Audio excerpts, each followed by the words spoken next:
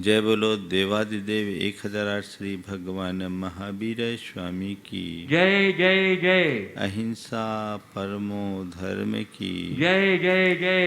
परम पूज आचार्य गुरुवर श्री विद्यासागर जी महाराज की जय जय जय। बोलिए परम पूज्य 108 मुनिवर श्री प्रमाण सागर जी महाराज की जय जय जय। परम पूज्य 108 मुनिवर श्री अरहत सागर जी महाराज की जय जय जय। नमोस्तु गुरुदेव। जीवन में अनेक प्रकार की दुर्बलताएं हैं और वह दुर्बलता हमारे व्यक्तित्व को कमजोर करती है। जो जो मनुष्य अपनी दुर्बलताओं को दूर करता है उसके व्यक्तित्व में उतना ही निखार आता जाता है। अपने व्यक्तित्व को निखारने के लिए हमें अपने दोषों, दुर्बलताओं और दुर्गुणों को हमेशा ध्यान में रखने की ज़रूरत है।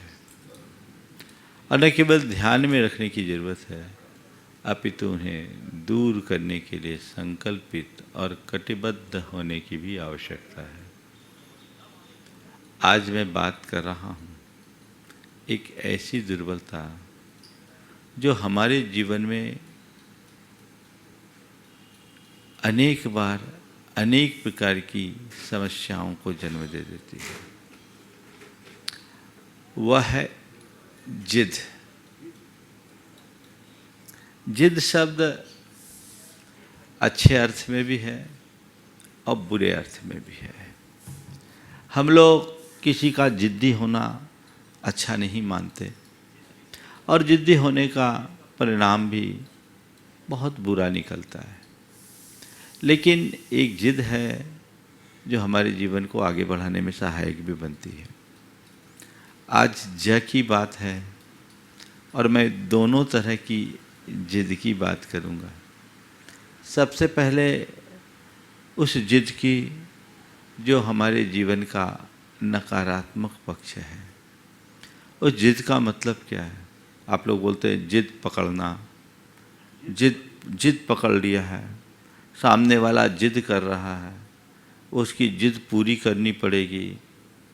ये जो बातें हम लोग करते हैं ये जिद है क्या? जिद का मतलब है दुराग्रह, अपनी बात पर अड़ जाना, हट पकड़ लेना,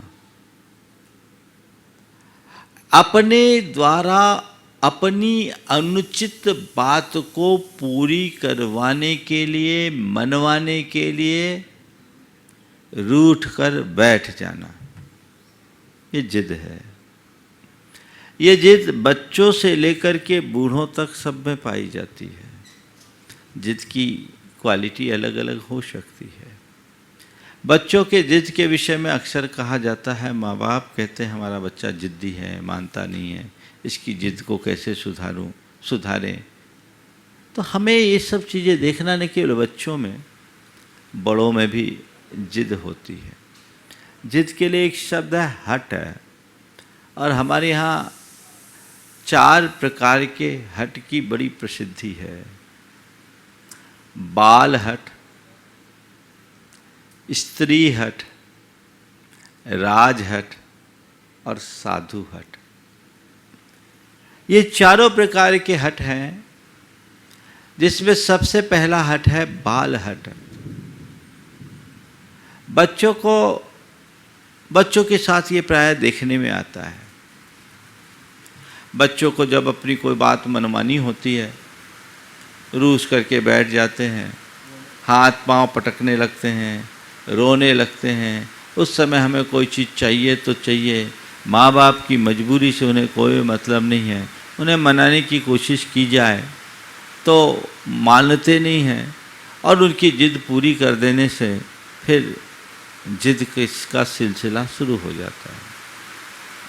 फिर भी बच्चे अगर हट करते हैं और उनकी जिद पूरी ना की जाए तो थोड़ी देर में वो मान भी लेते हैं। एक दिन मैं बच्चों के जिद के संदर्भ में पूरी बात करूंगा। जब कभी आप सबसे बच्चों के परवरिश की चर्चा करूं। पर संक्षेप में इतनी बात यह है कि बच्चे जिद्दी क्यों होते हैं हमें ये देखना है, और यदि बच्चे जिद्दी हो गए हैं तो उन्हें कैसे उसके जिद से बाहर निकालना है ये देखना है। बच्चे जिद होते हैं, जिद्दी होते हैं, कुछ तो उनका वैसा स्वभाव बन जाता है, कुछ वैसा परिवेश हो जाता है, और कुछ माँ बाप के व्यवहार के कारण भी बच्चे जिद्दी हो जाते हैं। इसलिए बच्चों के इस जिद को हमें बहुत अच्छे से समझना चाहिए। हमें बच्चे की कोई बात है तो उनकी अच्छी बात को तुरंत मान लेना चाहिए, और बुरी बात है तो उनके साथ डांट फटकार करने की जगह, उनकी पिटाई करने की जगह, उनसे मारपीट करने की जगह उन्हें अपने लहजे में समझाने की कोशिश करना चाहिए। उसे उचित अनुचित का भान कराने की कोशिश करना चाहिए, और उन्हें इस बात का एहसास कराना चाहिए कि तुम्हारी ये मांग, तुम्हारी ये जिद अच्छी नहीं है, और बार बार आग्रह भी करे तो उसे उसके हाल पर छोड़ देना चाहिए। उसको उसके हाल पर छोड़ देना चाहिए। थोड़ी देर रोध होकर के अपने आप शांत हो जाएगा। बच्चों को जब आप उसकी जिद देख करके पिंड छुड़ाने के ख्याल से आप उसकी एक मांग पूरी कर देते हैं तो बच्चा सोचता है कि ऐसा करने से मेरी मांग पूरी होगी, तो वो उसे अपने बात को मनवाने के अस्त्र के रूप में स्वीकार लेता है। ये मेरे बात मनवाने का अस्त्र है, अब कुछ भी हो तो मुझे ये करना है और इसके माध्यम से मुझे अपनी बात पूरी करवाना है, और फिर वही स्टाइल हो जाती है। और ऐसे बच्चे उचित अनुचित मांग अपने माँ बाप के बीच करते रहते हैं, और कई बार माँ बाप बहुत परेशान भी होते हैं। एक बार एक व्यक्ति ने बताया कि वो एक मॉल में गए, उस मॉल में एक खिलौना था, वो खिलौना बहुत महंगा था, उनके खर्च से की सीमा से बाहर था, और नाजुक भी था, क्षण भर में टूट जाने वाला था। लेकिन बच्चा एकदम मचल उठा, हमें तो चाहिए, हमें तो चाहिए, हमें वो खिलौना चाहिए। वहीं मॉल में ही हाथ पांव पटकने लगा, हमें चाहिए, आपको लेकर देना होगा, लेकर देना होगा, लेकर देना होगा। अंततः उनको लेकर देना पड़ा, और बोला महाराज घर आया और थोड़ी देर में टूट गया, और रोता रह गया। हमने कहा ये प्रवृत्ति ही ठीक नहीं है। बच्चों को अगर ज़्यादा जिद करे तो उनको उनके हाल पर छोड़ दें। चलिए इस विषय पर मैं फिर कभी चर्चा करूंगा। आज का मेरा प्रतिपाद्य बच्चों का नहीं है, आज बड़ों का है। बड़ों को ये ज़रूर कहूँगा कि बच्चों के प्रति हम अपना व्यवहार कैसे करें। बच्चों की बात तो बच्चों के साथ करने में ही अच्छी लगती है। तो आज बात है बड़ों की। स्त्री हट, राज हट और साधु हट, ये हट के रूप है, और इस विषय में हमारे देश में अनेक कहानियाँ हैं और अनेक ऐसे प्रसंग हैं कि जब इस तरह की जिद पकड़ लेने के कारण कोई उसकी पूर्ति करे तो उनकी स्थिति क्या होती। कैकेयी का एक हट ही तो था कि भरत को राज दरबार में अयोध्या का राजा बनाना है और राम का वनवास होना है, ये हट था। अब उस हट के आगे दशरथ मजबूर हो गए क्योंकि वो वचनबद्ध थे। वो कैकेयी का ये हट नहीं होता तो राम के सामने संकट का सामना नहीं करना होता, राम को अयोध्या से निर्वासित नहीं होना होता, वनवास नहीं होता। लेकिन ये हट है, और इस हट की कथाएं अनेक है। जिन हट के आगे जिसने भी पूर्ति की है उसके परिणाम अच्छे नहीं हुए। संत कहते हैं हट कभी अच्छी बात नहीं होती। इसी प्रकार राजा महाराजाओं को भी कोई हट हो जाए, कहते हैं एक सनक सवार हो गई तो वो उसकी पूर्ति के लिए कोई भी फरमान जारी कर दे और उसके परिणाम पर विचार न करे, मामला बहुत गड़बड़ हो जाता है। और रहा साधु का हट, तो साधु का हट कभी भी नकारात्मक दिशा में नहीं होता। साधु जो ठानता है वह उसे पूरा करके रखता है, वह उसकी दृढ़ता को प्रकट करता है। मैं जिद के विषय में बात कर रहा था। जिद के दो रूप हैं। एक रूप है दुराग्रह, अपनी अनुचित बातों को मनवाने का विचार, अथवा अपनी क्षमता, योग्यता, परिस्थिति और प्रसंग को की अनदेखी कर दूसरों की सलाह को नज़रअंदाज करते हुए अपनी बात पर अड़ जाना, ये है जिद का नकारात्मक रूप। और दूसरा जिद है अपनी इच्छा शक्ति को जगाकर अपने संकल्प और धुन का धनी हो जाना और ठान लेना मुझे जो कुछ करना है सो करना ही है। ये सकारात्मक जिद है जो हमारे जीवन के विकास के लिए आवश्यक है। लेकिन नकारात्मक जिद हमारे जीवन को बहुत पीछे कर देती है। आप देखिए, जब जब मन में दुराग्रह का भाव जगता है स्थितियां बहुत भयानक हो जाती है। कई लोग हैं जो इस तरह की धारणा रखते हैं और भावना रखते हैं, मैंने जो कह दिया वो होना ही है, अलग है, ये मुझे चाहिए ही। अब कैसे चाहिए, क्या करे?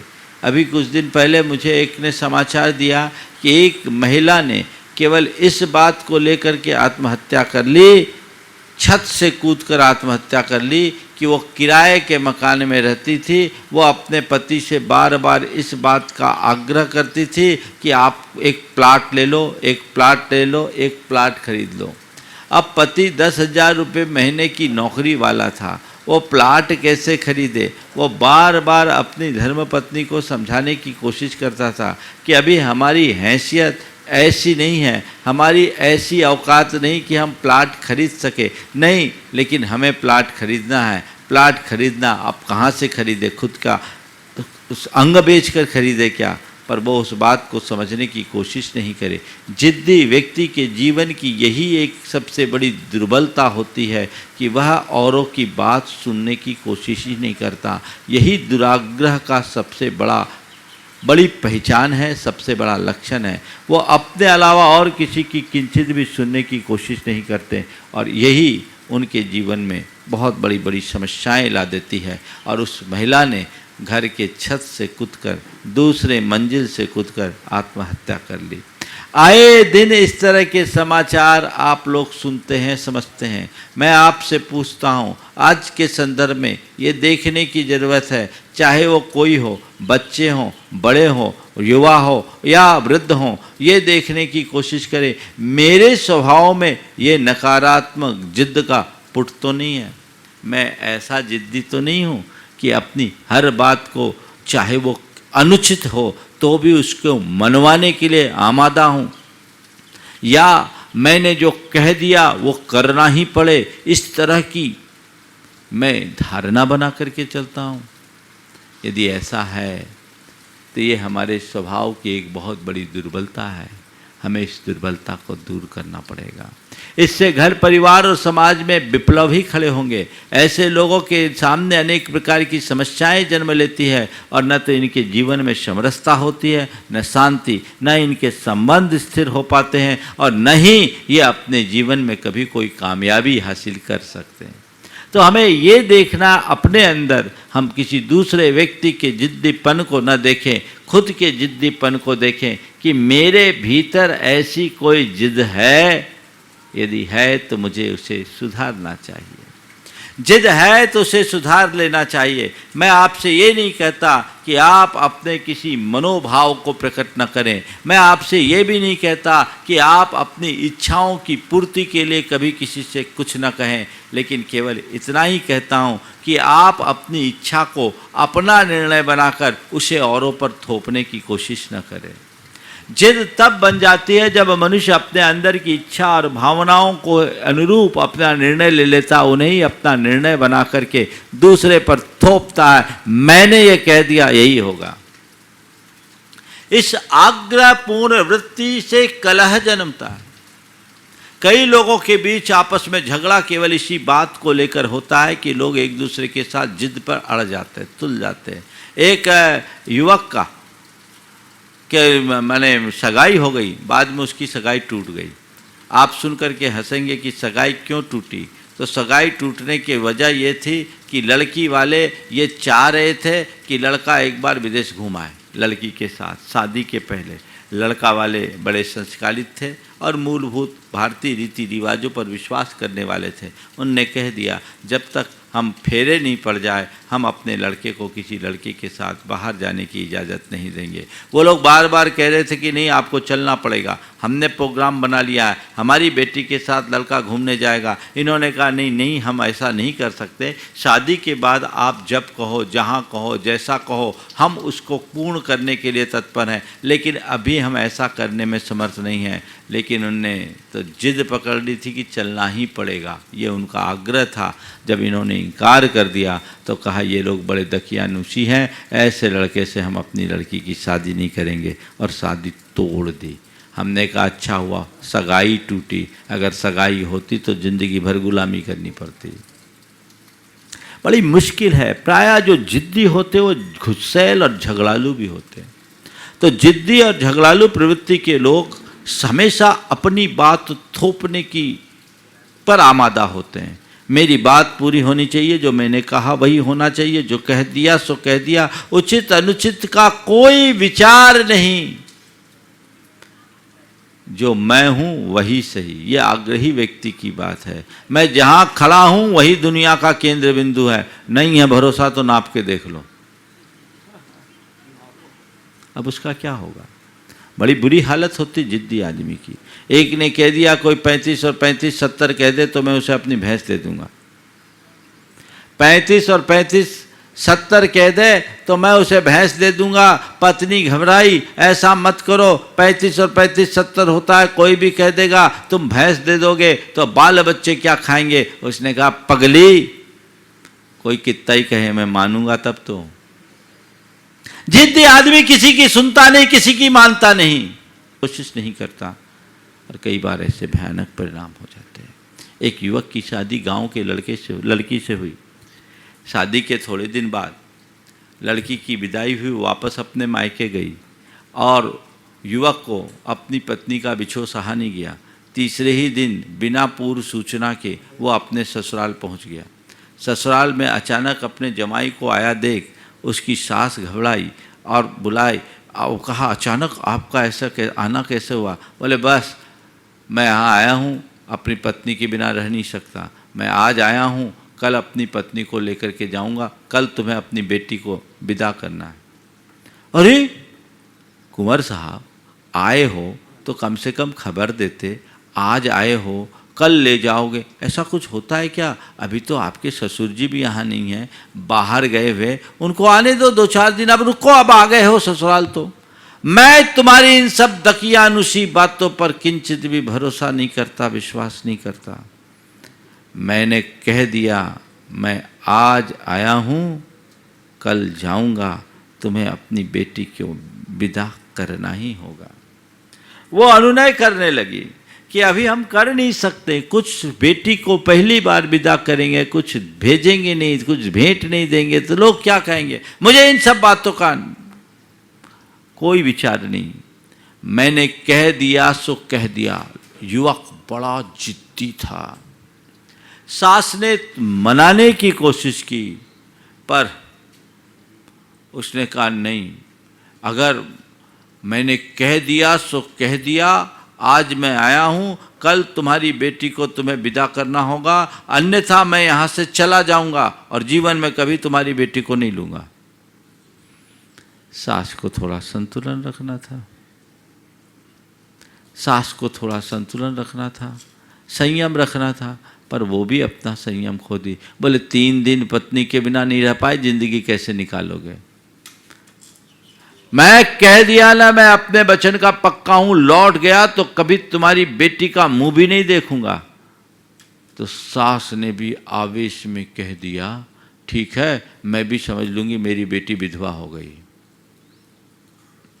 मैं भी समझ लूंगी कि मेरी बेटी विधवा हो गई। ये शब्द उसने सुना, उसने कहा अब ऐसी बात है तो मैं तेरी बेटी को विधवा बना करके ही छोड़ूंगा। यदि ऐसी बात है तो मैं तेरी बेटी को विधवा बना करके ही छोड़ूंगा। और सीधे तीर की तरह भागा और घर के आंगन में ही कुआं था, छलांग लगाकर आत्महत्या कर ली। बेटी को हमेशा के लिए विधवा कर दिया। ये जिद्दी व्यक्ति की क्या लक्षण है और ये जिद का परिणाम है। कोई व्यक्ति अगर जिद करता है तो हमें कोशिश करना चाहिए हम खुद जिद्दी न बने, और कोई जिद्दी है तो हम उसके सामने बड़े मनोवैज्ञानिक तरीके से प्रस्तुत हों।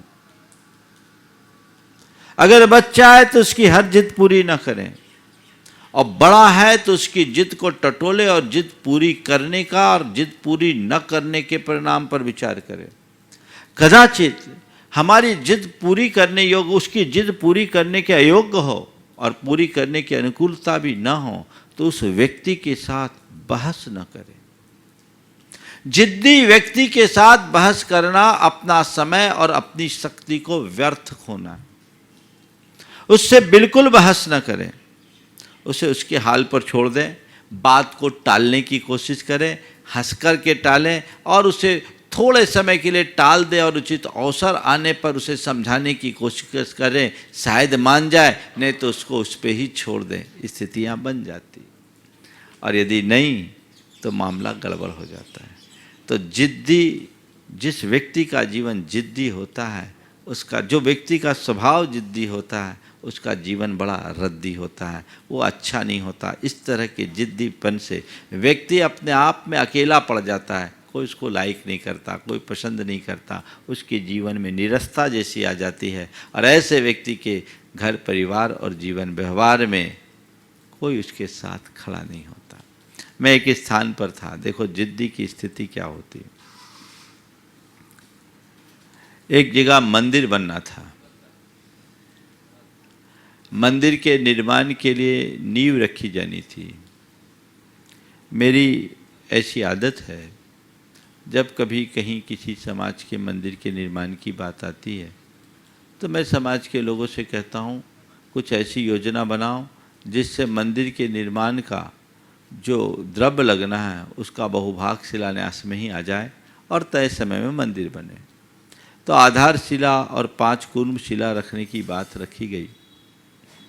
इसमें समाज के कुछ लोगों को चुन लिया जाए, कुछ परिवारों के माध्यम से, और उसके निमित्त एक बड़ी राशि आ जाए जो मंदिर के निर्माण कार्य में सहायक बने। वहाँ का एक युवक जो मंदिर निर्माण में बड़ी रुचि रख रहा था और समाज का एक जिम्मेदार पदाधिकारी भी था, बल्कि इस मंदिर के निर्माण की योजना में उस सबसे बड़ी प्रेरणा उसकी थी, उसकी आंतरिक भावना थी कि इस शिलान्यास में हमारा योगदान हो। लेकिन अब करे कैसे? पिताजी से पूछे बिना कुछ हो नहीं सकता। उसने पिताजी से बात की, पिताजी ने ना कर दिया, अभी नहीं करना, औरों को करने दो, फिर देखेंगे। लड़का मायूस। पिताजी के आगे कुछ कहना वो अपनी मर्यादा के विरुद्ध समझता था, और पिताजी ने ना कर दिया तो उनसे हाँ करवाना असंभव समझता था। उसने कहा, उसकी धर्मपत्नी, उसकी माँ ने कहा, उसकी बहनों ने भी ये बात कहा कि ये काम करा लीजिए पापा, इसके मन में हमेशा का विकल्प रहेगा, ऐसा मौका बार बार थोड़ी मिलेगा। पर सामने वाले ने एक बार ना तो ना, कुछ लोग ऐसे होते हैं, ना तो ना, अब क्या करे, जिद है। वो लड़का बहुत दुखी था। 3 दिन बाकी थे कार्यक्रम के, पर उसके चेहरे में जो उत्साह था वो खत्म हो पड़ा था, बड़ा मायूस सा था। मैंने एक दिन पूछा, क्या बात है आजकल तुम बड़े मायूस से दिख रहे? बोले महाराज क्या करूं, ऐसी ऐसी समस्या है, बाबूजी के आगे कुछ कह नहीं सकता, हमारी सामर्थ्य है, अनुकूलता है, मन में आता है, इतने सालों बाद मंदिर के निर्माण का योग बना है और आज आपके सानिध्य में है, महाराज जी ये काम हो जाए तो बहुत अच्छा है, लेकिन अब पिताजी ने ना कर दिया तो अब उनको हाँ कराना मुश्किल है। मैंने कहा मैं तुम्हारे पिताजी को समझाऊं? बोले महाराज आप ऐसा मत करना, नहीं तो हमारा यहाँ आना भी बंद हो जाएगा। आप ऐसा बिल्कुल मत करना, नहीं तो हमारा यहाँ आना भी बंद हो जाएगा। बोले नहीं, हम ऐसे नहीं समझाएंगे, मेरी समझाने की कला अलग है। ठीक है, तुम देखो तुम्हारा काम कैसे होता है, तुम चिंता मत करो, अभी 3 दिन है, तुम लोगों ने कुछ सारे बुक कर लिए? बोले नहीं महाराज जी, एक बचा के रखा है। बोले बस बचा के रखो, जब तक मैं नहीं कहूँ वो शिला किसी के नाम मत देना। मैंने प्रवचन में इसी बात को प्रतीकात्मक तरीके से प्रस्तुत किया और संबंध पिता पुत्र के संदर्भ में बात करते हुए कहा कि पिता को जिद्दी नहीं जिंदा दिल बनना चाहिए। और एक दो किस्से सुनाए जो जिद्दीपन के कारण घर परिवार में आए बिखराव के परिणाम से हुए थे। जिद्दीपन के कारण घर परिवार में बिखराव का कारण बना था। और वो भी छोड़ा कि जब व्यक्ति ने अपने जिद को छोड़ा तो परिवार में कैसी खुशी आई। एक दो घटनाएं मैंने सुनाई। मेरा पूरा प्रवचन हुआ, मैं देख रहा था सामने वाला प्रवचन बहुत रस लेकर के सुन रहा था। मुझे लगा कि तीर निशाने पर लग गया।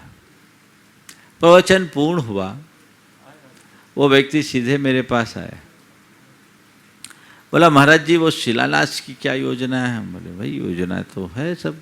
बोले वो सब शिलाएं पूरी हो गई क्या? बोले पूछते हैं कमेटी वाले से। कमेटी वाले साथ क्यों जी बची है? बोले हाँ महाराज जी एक शिला बची है। उन्होंने कहा महाराज जी वो एक शिला में हमारे परिवार का नाम हो जाए तो बहुत अच्छा, हमारी खुशी होगी। सब चाहते ही थे। हमने कहा बहुत अच्छी बात। हमने आशीर्वाद दिया, उनके बच्चों को बुलाया। उस समय जो परिवार में खुशी की लहर उत्पन्न हुई वो अद्भुत थी। उसने कहा महाराज करोड़ों की कमाई से हमें वो खुशी नहीं मिली जो आज पिताजी के एक निर्णय से प्राप्त हो गई। इन्होंने हमें बहुत कुछ दिया लेकिन आज जो दिया वो अद्भुत है। बेटा वहीं अपने पिता के पांव छू लिया कि पापा आज आपने बहुत बड़ा काम कर लिया, हम सबकी भावना रख ली। पिता ने उसी समय मुझसे कहा महाराज आज आपने मुझे झकझोर दिया। मुझे लगा कि अब बच्चे इतने लायक हो गए, काबिल हो गए, अच्छे कार्य में हमें अपने निर्णय थोपने की जगह उनकी भावनाओं का भी कद्र करना चाहिए। भावनाएं क्या होती है और भावनाओं की कद्र क्या होती है समझनी चाहिए। ये तो मेरा सौभाग्य है कि मेरे द्वारा इस तरह की बातें थोपे जाने के बाद भी बच्चे आज तक मेरी बातें काटते नहीं हैं। लेकिन आपने ठीक कहा, जो व्यक्ति जिद्दी होता है उसका जीवन रद्दी होता है। मुझे लग रहा है कि मैंने अपने जिद्दीपन के कारण अपने बच्चों की भावनाओं को कहाँ कहाँ कुचला है। महाराज अब मैं ऐसा नहीं करूँगा। उसकी दृष्टि बदल गई। मैं आपसे केवल यही कहना चाहता हूँ, आपके जीवन में भी कई बार ऐसा होता होगा तो उससे अपने आप को बाहर निकालने की कोशिश कीजिए। जिद्दी मत बनिए। जो भी कार्य करना उसको समझ लीजिए। जिद्दी मतलब अपनी अनुचित बात को मनवाने का प्रयास, हट, आग्रह, अड़ जाना, अपनी अनुचित बात औरों पर थोप देना, अपनी योग्यता और क्षमता को समझे बिना, अपनी परिस्थिति और प्रसंग को जाने बिना बड़े बड़े कार्यों का शुभारंभ कर देना, बड़ी जिम्मेदारियां अपने ऊपर ले लेना, वो काम, ये एक प्रकार का दुस्साहस है। जिद्दी का एक रूप दुराग्रह है, दूसरा रूप दुस्साहस। कई लोग ऐसे भी होते हैं जो अपनी क्षमता से बड़े बड़े काम कर लेते हैं। उस समय सोचते भी नहीं कि मैं ये कर लूं। एक युवक अपनी धर्मपत्नी के साथ था, तो धर्मपत्नी के साथ था, दोनों तो साथ चल रहे थे। अचानक क्या हुआ, उसकी बाइक गिर गई, थोड़े नीचे गिर गई। वो बाइक को उठाने लगा। धर्मपत्नी ने कहा आप अकेले मत उठाओ, अकेले मत उठाओ। नहीं मैं उठा लूंगा, मुझे तुम कमजोर समझती हो क्या? वो रोक रही, रुको ना, किसी को बुला लेते फिर उठाएंगे तो ठीक होगा, अभी कुछ हो गया तो कुछ हो गया, तुम मुझे क्या कमजोर समझती है? उसने झटके से उसको मोटरसाइकिल को उठाने का प्रयास किया, ताकत तो थी नहीं, और जब उठाया वजन बढ़ा, स्लिप डिस्क हो गया, अब रो रहा है। आप मेरी बात मान लेते तो ये दशा क्या होती? तो ये तो एक उदाहरण है। कई बार लोगों के साथ ऐसा होता है जो अपनी क्षमता, अपनी योग्यता, अपनी परिस्थिति और प्रसंग को अनदेखा करते हैं और ऐसे कृत्य कर लेते हैं जो उन्हें नहीं करना चाहिए। बाद में पछताते हैं। फिर उनसे कहा जाता है मैंने आपसे कहा ना, आपने सुना कहाँ, आप तो अपने जिद पर अड़े थे। होता है। तो ये स्थितियाँ ठीक नहीं हैं। ऐसे जिद्दी स्वभाव से अपने आप को बाहर निकालना चाहिए। उसके संदर्भ में भी कुछ बात मैं आप सबसे कहूँगा कि ऐसी जिद से बचो। कई बार लोग अपनी जिद करते हैं और वो जिद बहुत भयानक हो जाती। कई बार बच्चे भी जिद्दी होते हैं वयस्क होने के बाद, माँ बाप के अनुभवों को अनदेखा करके, माँ बाप की हिदायतों की अनदेखी करके, माँ बाप के सुझावों को अनदेखी करके अपने तरीके से काम करने के लिए वो निर्णय ले लेते हैं, उसकी जिद पकड़ लेते हैं, मुझे यही बिजनेस करना है, मुझे ऐसा ही करना है, मुझे यहाँ शादी करना है, मुझे ये करना और वो करना है। और कई बार वे अपने जिद में लिए गए असंगत निर्णय के शिकार हो जाते हैं और जीवन भर उन्हें पछताना पड़ता है। तो जिद ये ठीक नहीं। अनुचित बात मनवाने की प्रवृत्ति, अनुचित कार्य करने की प्रवृत्ति, दोनों एक प्रकार की नकारात्मक जिद है। ना मुझे अनुचित बात मनवाने के लिए अड़ना है और न ही अनुचित कार्य करने के लिए आमादा होना है। ये दोनों नकारात्मक जिद है और इसके परिणाम भयानक होते हैं, कभी अच्छे परिणाम नहीं निकलते। अब थोड़े सकारात्मक जिद की भी चर्चा कर लूं। सकारात्मक जिद क्या है? अपने लक्ष्य के प्रति समर्पित होकर उसे पूर्ण करने की धुन या लगन उत्पन्न करना, ये सकारात्मक जिद है। जितने भी लोगों ने महानता को छुआ है वो एक जिद के बल पर ही हुआ है। आज हम साधु बने हैं तो अपने जिद के बल पर है, और ये जिद जीवन में स्थिरता और दृढ़ता लाती है। ये जिद सकारात्मक जिद है। यदि हमारे अंदर ऐसी जिद ना हो तो हम अपने मार्ग में नहीं टिक सकते। आप लोगों के जीवन में भी ऐसे बहुत सारे लोग हैं जिनने जो ठान लिया और कर दिखाया। उनके अंदर साहस होता है, उनके अंदर संकल्प होता है। ये एक प्रकार की इच्छा शक्ति का रूप है।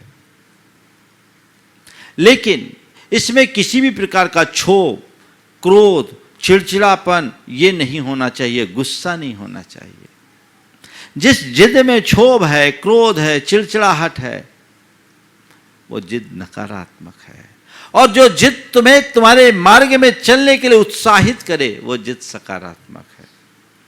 जिद करना यानी ठान लेना, मुझे जो करना है सो करना है, पर करने से पहले विचार कर लेना। विवेकपूर्ण जिद होनी चाहिए। गलत बातों की पूर्ति के लिए तो लोग 100 प्रयास करते हैं, लेकिन अच्छे कार्यों को करने का संकल्प बहुत कम लोग करते हैं। वो अपनी योग्यता को देखते हुए करना और लगन निष्ठा के साथ उसमें समर्पित हो जाना, ये एक प्रकार की जिद है जो हमारे जीवन की उन्नति का आधार है। ऐसे व्यक्ति के मन में किसी प्रकार की दुविधा नहीं रहती और ऐसे लोगों के अंदर अतिरिक्त ऊर्जा आती है उनके संकल्प शक्ति के परिणाम स्वरूप। उचित अनुचित का विवेक रखते हुए जो औचित्यपूर्ण दृष्टि के साथ अपने जिद में जीते हैं वे ही जीवन में सफल होते हैं। चाहे लौकिक हो या लोकोत्तर, दोनों क्षेत्र में ऐसी जिद जरूरी है। रंग जाओ अपने रंग में, मुझे जो करना है सो करना ही है। जो मेरे लक्ष्य के लिए है उस लक्ष्य में आगे बढ़ जाओ, तब आगे बढ़ पाओगे। और जिन लोगों के मन में इस तरह का कोई लक्ष्य नहीं होता, उस लक्ष्य की पूर्ति करने का जज्बा नहीं होता, वे जीवन में सफल नहीं होते। दूसरी बात, अपने मार्ग में दृढ़ रहना, यह भी एक जिद है। उसमें कोई कॉम्प्रोमाइज नहीं करना, उसमें कोई समझौता नहीं करना। जो मुझे करना है वो मेरे मार्ग के अनुकूल है, वो मुझे करना ही है, ऐसी दृष्टि और धारणा बना करके चलना। कई बार लोगों को तात्कालिक रूप से वो अच्छी नहीं लगती, लेकिन उसका परिणाम बहुत अच्छा निकलता है। मैं आपको अपनी एक बात सुनाता हूँ। जब मैं कोलकाता में था, पहली बार जब कोलकाता गया 2005 में, तो उस समय कुछ परिस्थितियाँ ऐसी थी कि दिगंबर साधुओं का निर्बाध विचरण कोलकाता शहर में नहीं हो पाता था। रास्ते में भी लोगों के मन में बड़ा डर था, पर गुरुदेव का आशीर्वाद था। हम बड़े आराम से यहाँ से निकले और हजारीबाग से कोलकाता गए थे। वहाँ एक पंचकल्याणक था, तो पहले तो हम सीधे बेलगछिया गए और बेलगछिया से सॉल्ट लेक स्टेडियम में एक पंचकल्याणक था, वहाँ के लिए जाने लगे। जब मैं बेलगछिया से निकला तो लोगों ने मुझे घेर लिया, मैं वहीं खड़े हो गया। मुझे पता तो था कि मामला गड़बड़ है। मैं अपने स्थान पर खड़ा हो गया और कहा कि भाई मेरे आगे केवल झंडा वाला चलेगा, बाकी सब पीछे चलेंगे तो मैं चलूँगा, नहीं तो मैं यहीं खड़ा। लोग शक पकाए, लेकिन उनका कुछ जोर नहीं चला, वो चले। मैं सॉल्ट लेक स्टेडियम तक गया। वहाँ 5 दिन तक उसी परिसर में पंचकल्याणक बहुत भव्यता से संपन्न हुआ। काकुरगाछी का पंचकल्याणक था। उसके बाद कार्यक्रम संपन्न करने के बाद जुलूस के साथ हम काकुरगाछी तक भगवान के साथ आए और उसी जुलूस के साथ एक छोटे रूप में हम बेलगछिया आ गए। कैंपस के अंदर थे, लोगों को शांति रही। हम बेलगछिया कैंपस में ही चर्या करते रहे। अब वहाँ एक दिन पार्श्वनाथ भगवान का जन्म कल्याणक था, उसका हमेशा जुलूस निकलता था। उस जुलूस में मैं शामिल हुआ।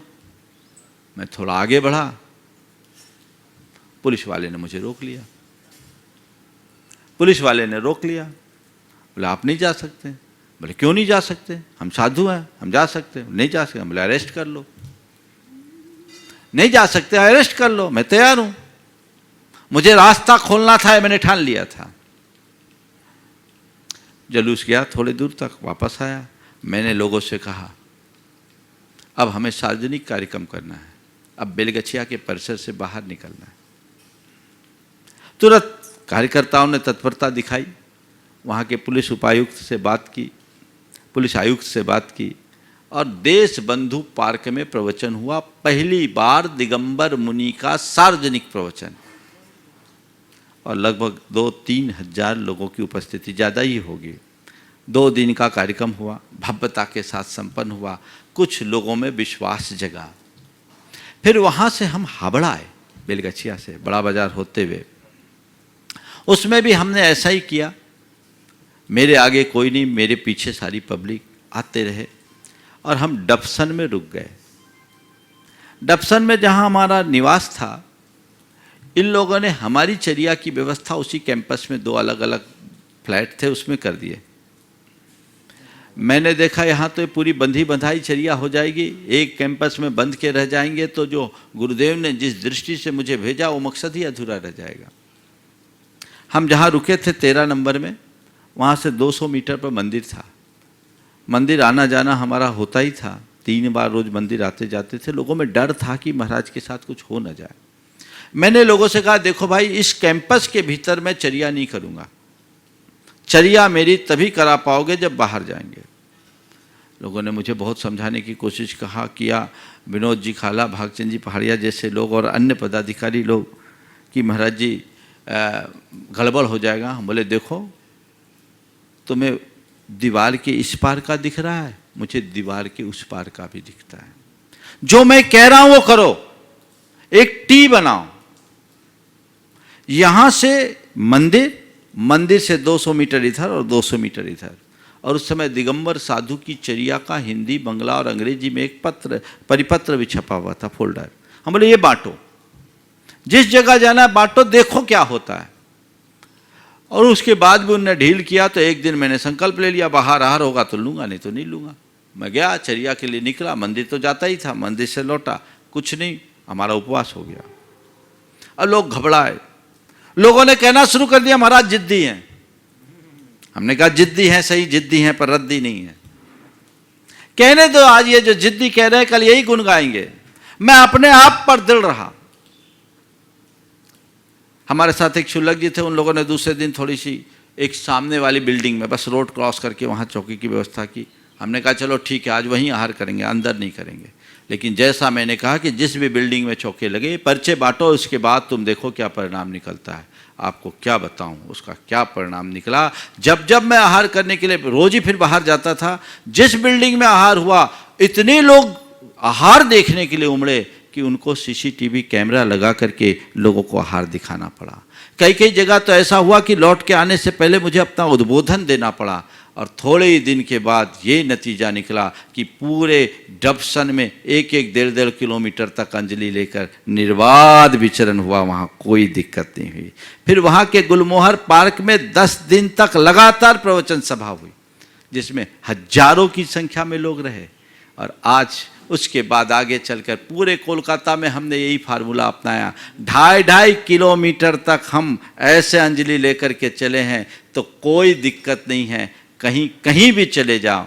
और आज उसका परिणाम है कि पूरे कोलकाता शहर में कोई भी दिगंबर मुनि अकेले भी जा सकता, आ सकता है। ये जिद का सकारात्मक रूप है। यदि मैंने समझौता कर लिया होता, उन लोगों की बात मान ली होती, सोच लिया होता ये लोग मुझे जिद्दी कह रहे, अच्छी बात नहीं है, चलो ठीक नहीं है, जिद्दीपन अच्छा नहीं होता, तो शायद आज भी वहाँ की दशा वही बनी रहती जो कभी बनी कि मुनियों को भी आड़ में जाना पड़ा। रास्ता पकड़ करके चलना अच्छा होता है। तो जिद्दी को सकारात्मक दिशा में लेकर के चलोगे तो आगे बढ़ोगे। हम ऐसे ही चलना चाहिए। साधु का हट केवल यही होता है, वो अपने मार्ग में दृढ़ रहता, उसमें समझौता कभी नहीं करता, क्योंकि वो सत्य मार्ग पर चलता है और सत्य मार्ग से ही जीवन की सिद्धि होती है। इसलिए जिद्दी को छोड़ें, जिंदा दिली अपनाएं और सिद्धि का रास्ता प्रशस्त करें। इस भाव के साथ समय आप सबका हो गया। यहीं पर विराम। बोलिए परम पूज्य आचार्य गुरुवर श्री विद्यासागर जी।